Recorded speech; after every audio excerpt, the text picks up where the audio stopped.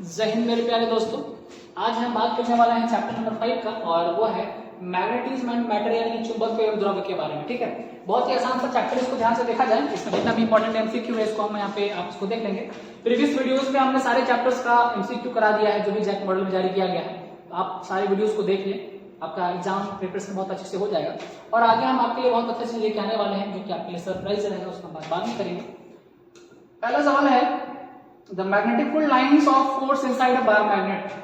Bar magnet के अंदर में जो है ना, क्षण चुंबक के अंदर चुंबकीय बल रेखा किधर से किधर होता है, तो याद रखेंगे अंदर में जो होता है, अगर ये साउथ पोल और ये नॉर्थ पोल है, इन साइड में साउथ टू नॉर्थ होता है, इन साइड में साउथ टू नॉर्थ और आउटसाइड में नॉर्थ टू साउथ होता है। बाहर में नॉर्थ से साउथ और अंदर में साउथ से नॉर्थ। तो बात कहां कर रहा है, इन साइड का, तो क्या होगा, S pole to N pole, यानी from south pole to north pole. ठीक है, क्या है, आसान सा। अब magnetic dipole moment is a vector quantity directed from, अगर दिशा का बात किया जाए, अगर वेक्टर क्वांटिटी है तो किधर से किधर जाएगा। सर बात करते हैं जैसा हम इनसाइड का वही कहानी है, ईस्ट टू वेस्ट जाएगा, साउथ से नॉर्थ जाएगा। जब बात करें डायरेक्शन का तो साउथ से नॉर्थ की तरफ। ठीक है, क्वेश्चन नंबर 3 कह रहा है अब magnetic needle is kept, magnetic needle is kept in uniform magnetic field it experiences. जब किसी मैग्नेटिक नीडल को रखा जाएगा यूनिफॉर्म मैग्नेटिक फील्ड में, तो वो क्या फील करेगा, वो क्या एक्सपीरियंस करेगा, वो टॉर्क एक्सपीरियंस करेगा, क्योंकि उसमें मल्टीपल फोर्स लगेंगे।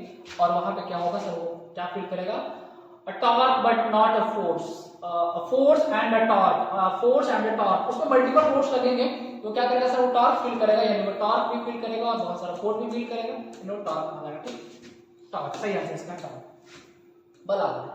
The angle of D at pole is 90 degree, angle of D पोल पे 90 डिग्री, इक्वेटर पे 45 ना, आगे आएगा वो ही सवाल है। कितना होता है ध्रुव पर नति अथवा नमन, कितना ध्रुव पर कितना, तो B यानी कि 90 degree. Which of the following is materials is the most suitable for making permanent magnet, permanent magnet बनाना है तो सबसे सुटेबल स्टील होता है। अब देखेंगे स्टील चुंबक बड़ी झनक झनक से आवाज करता है, यानी स्टील। ठीक है, इसका आंसर क्या स्टील, स्थायी चुंबक बनाने के लिए। For which of the following is magnetic substitutivity negative? For which of the following is magnetic substitutivity negative? निम्नलिखित में से किसके लिए चुंबकीय सुग्राहिता जो है ऋणात्मक है? तो आप लोगों ने इसको जब इसका चार्ट याद किया होगा, पारा का, फेरो का, डाई का, तो उसमें देखा होगा डाई मैग्नेटिक मटेरियल्स जो होते हैं उसका जो है वो सबस्टिट्यूटिविटी नेगेटिव होता है। ठीक है, बाकी दोनों का जो ऊपर में पढ़े हैं, किसका फेरो का और पारा का दोनों का पॉजिटिव होता है। Number 7, a sensitive magnetic field instrument can be effectively shielded layer चढ़ाना, आवरण चढ़ाना बाहर से ऊपर से। तो क्या external magnetic field by placing it inside which of the following materials, जब उसके अंदर में रखेंगे, शिल्डेड करेंगे, रेजिस्टेंस को कम कर देंगे उसका, तो soft iron of high permeability, जिसका परमेबिलिटी ज्यादा होगा उसका हम यूज करेंगे, यानी जिसका जो है परमेबिलिटी ज्यादा होगा, जिसका पारगम्यता ज्यादा होगा नरम लोहा के साथ उसका यूज करते हैं अंदर सील्ड करने के लिए, आवरण चढ़ाने के लिए, लेयर के लिए। ये बड़का न्यूमेरिकल नहीं, टेंशन लेना आपको, आसान है। What happens to the magnetic moment if a hole is made? इस समझिएगा थोड़ा सा।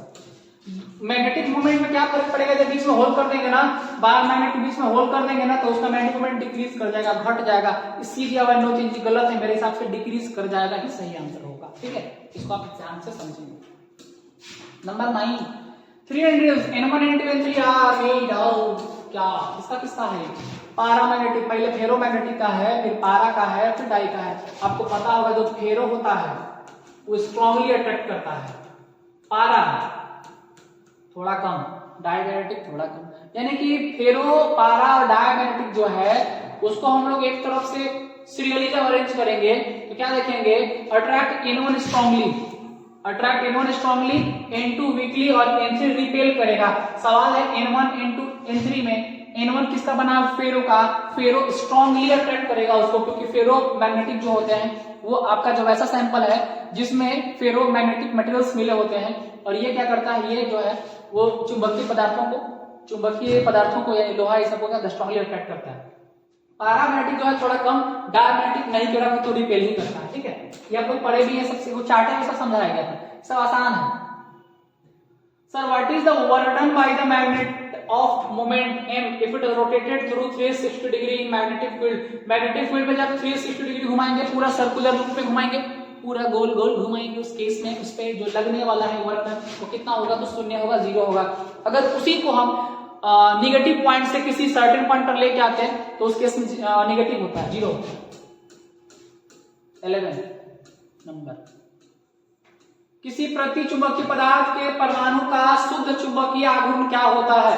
किसी मैग्नेटिक मोमेंट क्या किसका, डाई मैग्नेटिक मटेरियल्स का, डाई मैग्नेटिक मटेरियल्स का मैग्नेटिक मोमेंट 0 होता है, शून्य होता है। What is the SI unit of magnetic सब्सेप्टिबिलिटी?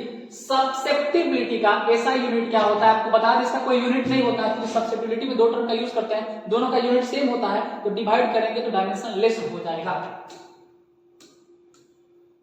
Curie temperature क्या होता है सर? क्यूरी टेम्परेचर से ऊपर जब हम ले जाते हैं ना, उस टेम्परेचर से ऊपर जाने के बाद जो है आपका वो एक लौह चुंबकीय पदार्थ जो है वो अनुचुंबकीय पदार्थ बन जाता है, और ferromagnetic sample becomes a paramagnetic sample, Curie temperature से एबव ले जाने के। ठीक है। नंबर 14, चुंबकीय भूमध्य रेखा पर, भूमध्य रेखा पर पूछ रहा है यहाँ पे, कहां पे पूछ रहा है? इक्वेटर पे कितना बताया था? इक्वेटर पे 0, इक्वेटर पे कितना 0, और वहां पे कितना बताया था आपको? 90 डिग्री। ठीक है, तो 0 डिग्री पे जो है आपका जो है वो एंगल ऑफ डी जो है मैग्नेटिक मोमेंट का कितना है? 0 डिग्री। यानी चुंबकीय भूमध्य रेखा पर नति अथवा नमन का कोण कितना होता है? 0 degree. What is the angle of D at place where the horizontal component of Earth magnetic field is equal to vertical component? कहां पर 45 डिग्री पर दोनों वर्टिकल और हॉरिजॉन्टल दोनों का दोनों बराबर होता है, कितना डिग्री पे? 45 डिग्री, 45 डिग्री पे। Which of the following is a paramagnetic substance? इसमें से कौन सा paramagnetic substance है? निकेल paramagnetic substance नहीं है, आयरन में नहीं है, हाइड्रोजन में नहीं है, सी जो है आपका एल्युमिनियम, साथ साथ अगर कैल्शियम रहता, ये सब क्या है? paramagnetic substance होता है। ठीक है, next, the most suitable materials for making transformer core. Transformer core बनाना है आपको ट्रांसफार्मर का जब कोर बनाना है तो सबसे उपयुक्त इसमें पदार्थ कौन सा? इसका सबसे उपयुक्त पदार्थ जो है आपका वो है नरम लोहा, यानी कि सॉफ्ट आयरन है। सॉफ्ट आयरन कोर का हम यूज करते हैं, नरम लोहा यूज करते हैं। At room temperature nickel shows ferromagnetic properties if the temperature is increased above the crude temperature।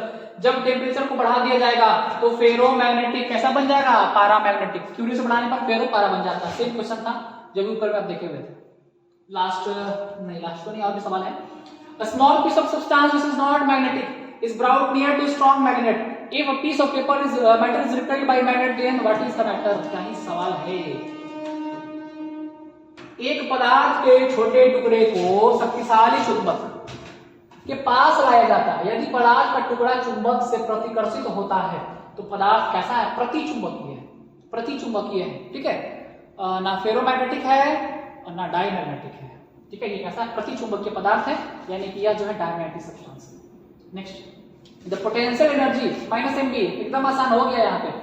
Potential energy from dipole, dipole का पोटेंशियल एनर्जी कितना? -mb, क्योंकि इसको हम कहां से कहां लाते हैं? जीरो से लेके नेगेटिव या किसी भी पॉइंट तक लेके जाते हैं, तो -mb हो जाता है।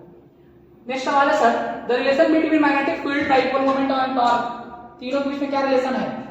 टाउ बराबर mb sin थीटा, टाउ बराबर mb sin थीटा, यानी टाउ बराबर कितना? mb sin थीटा mb हो गया। सिर्फ तो इसी खत्म हो जा रहा है तुरंत, पता नहीं चल रहा है क्या हो रहा है, बस यही है। लास्ट सवाल, लास्ट सवाल 22 मिनट लगता है, पता नहीं देखा नहीं वीडियो का लेंथ कितना है, लेकिन मुझे लगता है 10 मिनट खत्म हो गया। चुंबकीय द्विध्रुव आघूर्ण की विमाएं क्या होती है? आपने पढ़ा बाबू, इसकी विमाएं m0 सभी में होता है। l है ना, l स्क्वायर और a, l स्क्वायर इनवर्स तो किसी में नहीं है इसका, कितना? l स्क्वायर a, ये जो है आपका चुंबकीय द्विध्रुव आघूर्ण की यानी कि मैग्नेटिक डायपोल मोमेंट का जो है यूनिट होता है।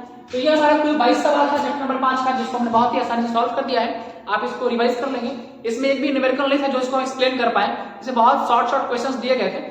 तो बहुत जल्द मिलेंगे इस एक्सप्लेनेशन वाले क्वेश्चन के साथ। फिर मिलते हैं अगले वीडियो में। जय हिंद, जय भारत।